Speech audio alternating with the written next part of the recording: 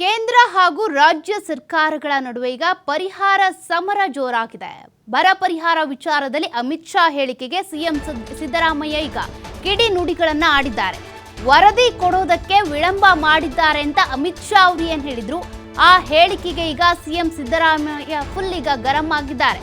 ಸಿದ್ದರಾಮಯ್ಯನವರು ಕೂಡ ತಿರುಗೇಟನ್ನ ಕೊಟ್ಟಿದ್ದಾರೆ. ನಾವು ಡಿಸೆಂಬರ್ ತಿಂಗಳಿಂದಾನೇ ಹಲವು ಬಾರಿ ವರದಿ ಕೊಟ್ಟಿದ್ದೇವೆ. ವರದಿ ಕೊಟ್ಟಿರೋದು ಸುಳ್ಳೇ ಆಗಿದ್ರೆ ನಾನು ರಾಜೀನಾಮೆ ಕೊಡ್ತೀನಿ.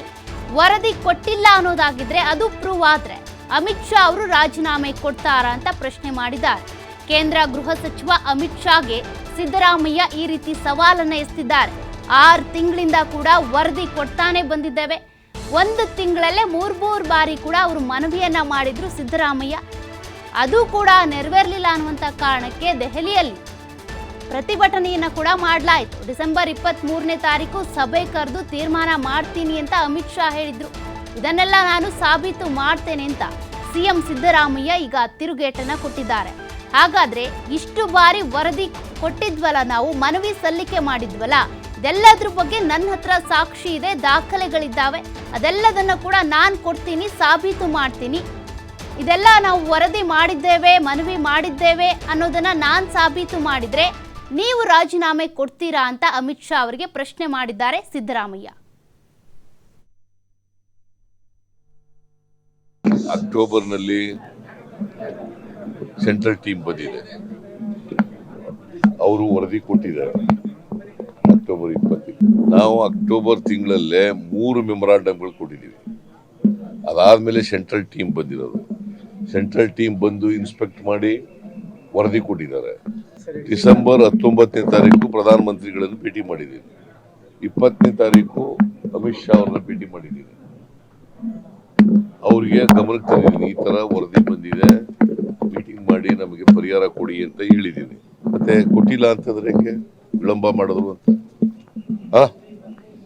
ನಾವು ಎಲ್ಲನೂ ಕೂಡ 5 ತಿಂಗಳಿಂದನೇ ಮೆಮೊರಾಂಡಮ್ ಕೊಟ್ಟಿದ್ದೀವಿ. ಸುಮಾರು 6 ತಿಂಗಳಾಯ್ತಾ ಬಂದಿದೆ. 6 ತಿಂಗಳಿಂದ ಪರಿಹಾರ ಕೊಟ್ಟಿಲ್ಲ ಅಂತಂದ್ರೆ ಇವ್ರಿಗೆ ವಾಟ್ ಮಾರಲ್ ರೈಟ್ ಈ ಹ್ಯಾಸ್? ಕೋರ್ಟ್ಗೆ ಹಾಕಿದೀವಲ್ಲಯ್ಯ, ಅಲ್ಲೇ ಕೋರ್ಟ್ಗೆ ಕೊಟ್ಟಿದೀವಿ ಎಲ್ಲನೂ. ಯಾವ್ಯಾವ ಕಾಲದಲ್ಲಿ ಮೆಮೊರಾಂಡಮ್ ಕೊಟ್ಟು, ಯಾವ ಕಾಲದಲ್ಲಿ ಅವರು ಬಂದಿದ್ರು, ಎಷ್ಟು ದಿನದಿಂದ ಆಯ್ತು, ಬರಗಾಲ ಎಷ್ಟು ತಾಲೂಕುಗಳು ಡಿಕ್ಲೇರ್ ಮಾಡಿದೀವಿ, ಎಲ್ಲನೂ ಕೋರ್ಟ್ಗೆ, ಸುಪ್ರೀಂ ಕೋರ್ಟ್ಗೆ ಹೋಗಿದ್ದೀವಿ ನಾವು. ಇಲ್ಲ ಸುಪ್ರೀಂ ಕೋರ್ಟ್ಗೆ ಇವೆಲ್ಲ ಇಲ್ಲಿಯವ್ರು ಹೋಗಕ್ಕಾಗತ್ತಾ? ಹೇಳಿ ನೀವೇ. ಕೊಡ್ಲೇಬೇಕ್ರಿ ಅದು. NDRF ದುಡ್ಡು ಇದೆಯಲ್ಲ, ಅದು ಕೇಂದ್ರ ಸರ್ಕಾರಕ್ಕೆ 15 ಫೈನಾನ್ಸ್ ಕಮಿಷನ್ ಶಿಫಾರಸ್ ಮಾಡಿರೋ ದುಡ್ಡು. ಅದು ಸುಳ್ಳಾದ್ರೆ ನಾ ರಾಜೀನಾಮೆ ಕೊಟ್ಬಿಡ್ತೀನಿ. ಅವ್ರು ಕೊಡ್ತಾರ? ಅಮಿತ್ ಶಾ ಕೊಡ್ತಾರೇನ್ರಿ? ಕೇಳಿ ಅವ್ರಿಗೆ. Let him decide. ಸುಳ್ಳು ಹೇಳಬೇಕಾದ್ರೂ ಒಬ್ಬ ಈ ದೇಶದ ಹೋಮ್ ಮಿನಿಸ್ಟ್ರು ಸುಳ್ಳು ಹೇಳ್ತಾರೆ ಹಿಂಗೆ ಅಂತಂದ್ರೆ ಲ್ಯಾಟೆಂಟ್ ಲೈ. ಸತ್ಯ ತಲೆ ಮೇಲೆ ನೋಡೋದು ಸುಳ್ಳು ಹೇಳೋದು, ತಲೆ ಮೇಲೆ ನೋಡೋದಾಗಿ ಸುಳ್ಳು ಹೇಳೋದು. ನಾವ್ ಯಾಕೆ ಸುಳ್ಳು ಹೇಳಕ್ ಹೋಗೋಣ? Is it not a fact? December 20ನೇ ತಾರೀಕು ಇವ್ರನ್ನ ನಾನು ಕೃಷ್ಣ ಬೈರೇಗೌಡ ಇಬ್ಬರನ್ನು ಭೇಟಿ ಮಾಡಿ ಇವ್ರನ್ನ ಮನವಿ ಮಾಡೋದು. Is it not a fact? ಅವ್ರು ನಮ್ಗೆ ಹೇಳಿದ್ದು ಡಿಸೆಂಬರ್ 23ಕ್ಕೆ ಮೀಟಿಂಗ್ ಕರೆದಿದ್ದೀನಿ,